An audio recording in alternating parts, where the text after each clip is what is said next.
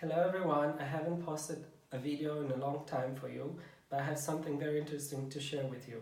Today we're going to talk about how to sow Hippeastrum seeds so that we can get new plants. So what we're going to use. Here I have different materials. First of all, let's talk about the seeds. This is an open fruit from a past tutorial that I've done for you. It's the result from a large pink variety called Bolero and the yellow smaller one called Yellow Rascal. I'm very excited about this progeny since the two parents were very different from each other.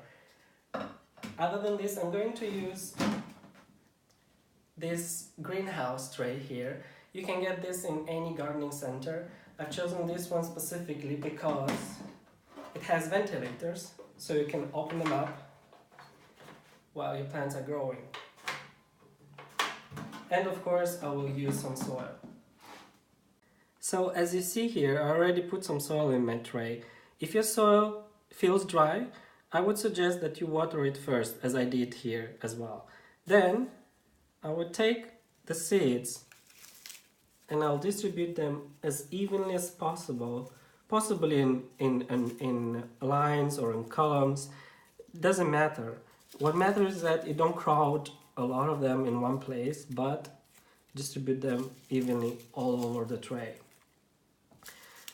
As I said, it's better to water your soil first, because this way you make sure that the seeds get a good contact with the soil.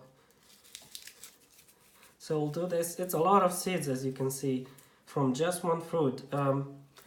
Around, I think, 80 to 140 could be, depending.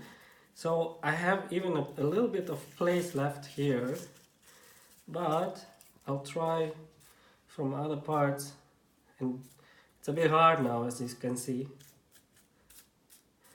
I think that's alright. Keep in mind that not all of these seeds will germinate. I think around 80% should be fine to come up. Later, if you feel that they're too crowded when they're young plants, when they have two leaves, you can redistribute them and easily plant. So that's about it, distributing the seeds. What I'll do now is that I'll take somewhat a lighter soil. This is a mix of coconut fiber with perlite. Why lighter?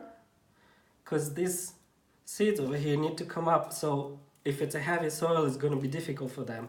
I'm not going to put too much soil, just about 1 centimeter or half an inch is fine. A little bit more, a little bit less, it's not a big deal either. But don't cover the seeds with 5 centimeters of soil, that's definitely too much. So I pre-moist this soil as well, but what will I do after is that I will spray it with this bottle over here. Why do I want to spray it and not water it instead? Is just to make sure that the distribution I've made earlier stays the same. If I water with a water can, then what can happen is that the seeds can get crowded in one corner of the tray, which I don't want to happen. And a little bit more, I think, over here, and that should be fine. So I think that's about it. Now I'll take the spray bottle and I'll do it just a little bit to moisten up, to fix the soil, not much more.